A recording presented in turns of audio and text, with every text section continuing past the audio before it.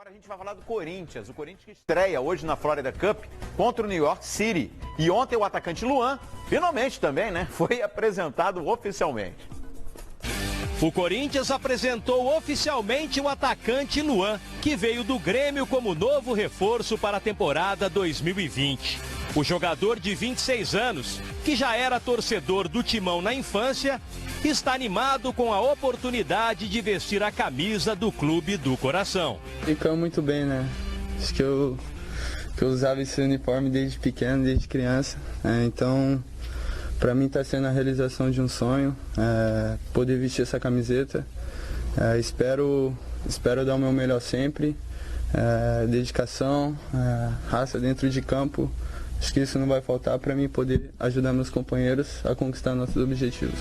A revelação de que Luan era torcedor do Corinthians aconteceu em 2012, quando viralizou nas redes sociais uma foto dele com a camisa do Timão.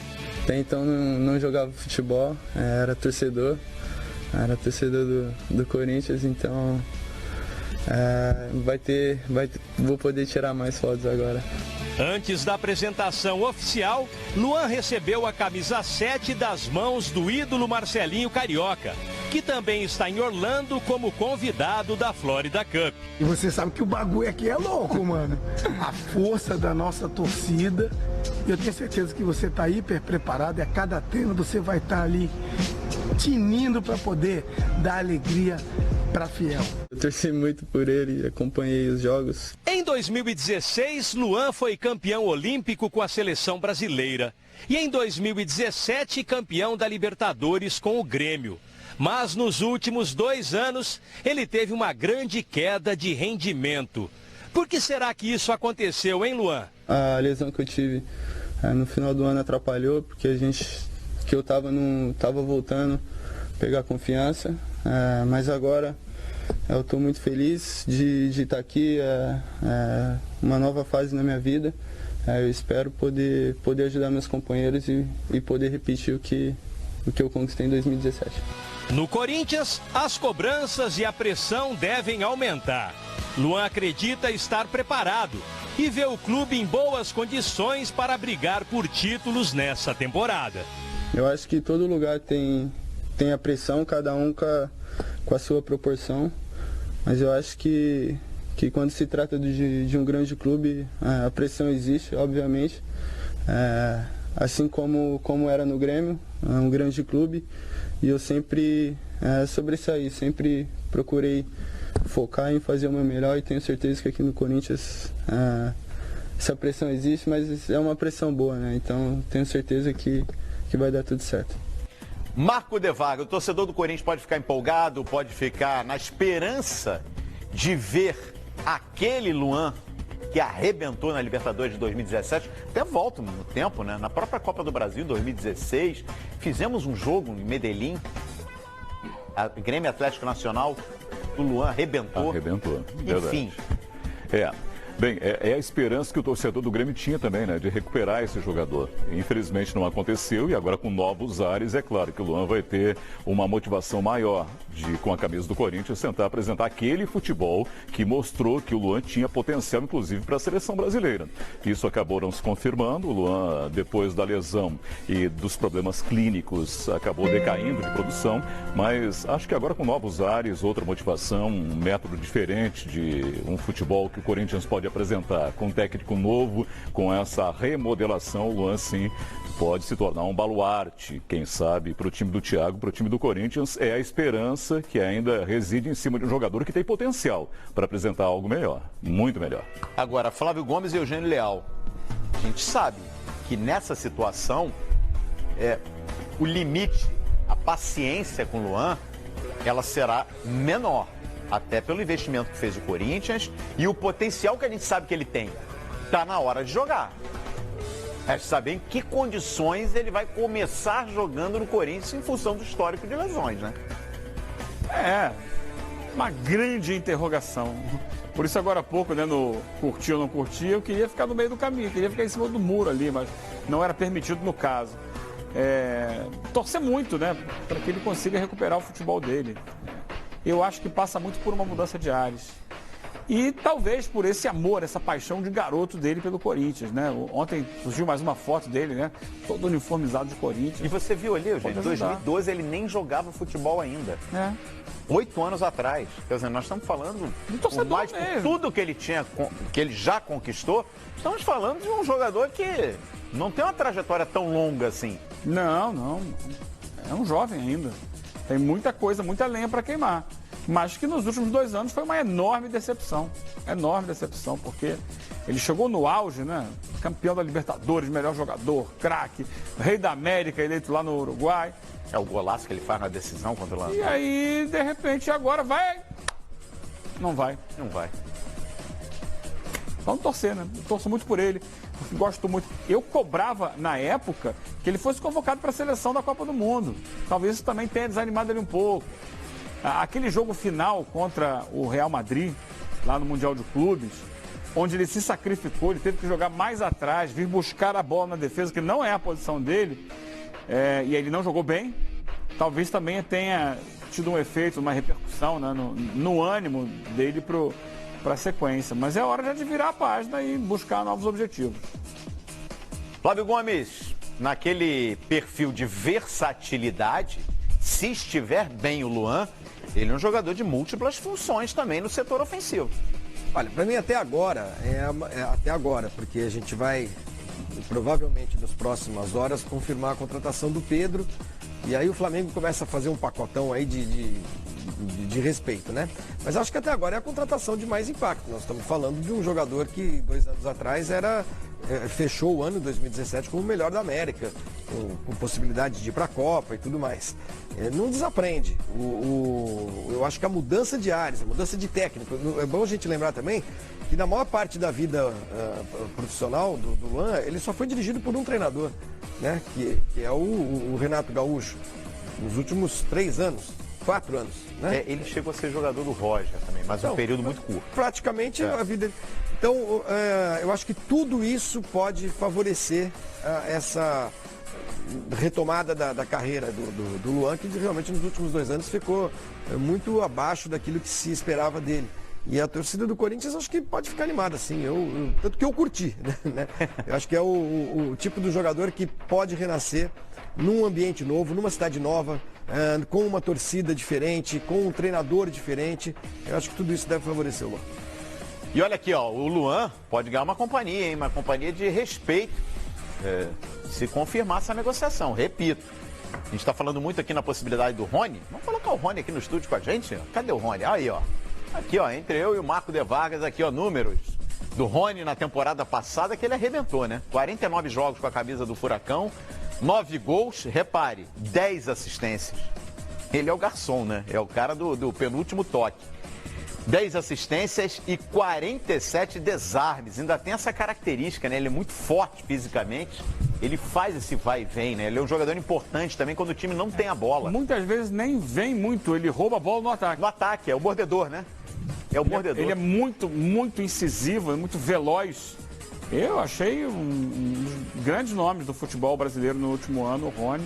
Jogou demais no Atlético Paranaense e quase 20 participações em gols. É verdade. 10 mais 9. Quase 20, 10 mais 9. E gol. Fora se a gente fizer um levantamento mais minucioso, quando jogadas de gol iniciaram com ele. Ele tinha muito esse perfil também, de voltar e ajudar em saída de bola. É muito bom jogador. Rony do Atlético Paranaense, é isso, gente. Tá na mira do Corinthians. Vamos entender mais essa história em detalhes? Olha aí. Um atacante rápido, finalizador, decisivo. Essas são as principais características de Rony do Atlético Paranaense. O jogador é desejo do Corinthians e pode acertar com o timão nos próximos dias. Rony, inclusive, não viajou com o grupo do Furacão para os amistosos contra Racing e Boca Juniors nesta semana na Argentina. O jogador espera que as negociações avancem. O principal problema é a multa rescisória. Rony custa 12 milhões de euros, cerca de 55 milhões de reais. E o Corinthians não vai pagar a multa integral. O desejo do Timão é pagar 6 milhões de euros pelos direitos econômicos do jogador e vai negociar com o Atlético nos próximos dias. O atacante é um pedido de Thiago Nunes. Ao lado do treinador, Rony foi um dos destaques do Furacão em 2019 e chegou a marcar o gol do título da Copa do Brasil contra o Internacional. Na última temporada, o jogador de 24 anos atuou em 49 jogos e fez 9 gols. Apesar do interesse do Corinthians, o Atlético Paranaense quer renovar o contrato de Rony, que vai até julho de 2021. O objetivo da diretoria do Furacão é assinar por mais 2 anos, mas as partes negociam desde dezembro e até o momento não chegaram a um acordo. Qual será o destino de Rony? É aguardar para ver.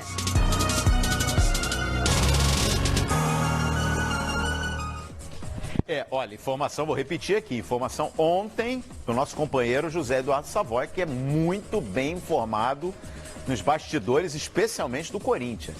Ele trouxe essa informação ontem, estava acompanhando o Giro Fox e ele disse que, olha, esbarrou no valor. E o Corinthians fez a consulta, quando foi iniciar a conversa, 50% dos direitos econômicos, 6 milhões de euros. Primeiro, o Atlético não curtiu a ideia de negociar só 50. E o Corinthians se assustou com o valor. Será que evolui essa negociação, Marco? É uma negociação que envolve aí uma relação complicada, porque o Furacão não deve ter interesse em se desfazer do Rony, é claro, mas tem a questão financeira por trás disso. O Corinthians... O Atlético é clube vendedor, né? É vendedor, mas também é um clube que vai ter competições importantes na temporada, né? Isso é fato. Inclusive Libertadores da América, aqui nos canais Fox Sports, principalmente. E o Furacão vem num processo aí de se colocar numa situação de clube vencedor nos últimos anos e tem se colocado.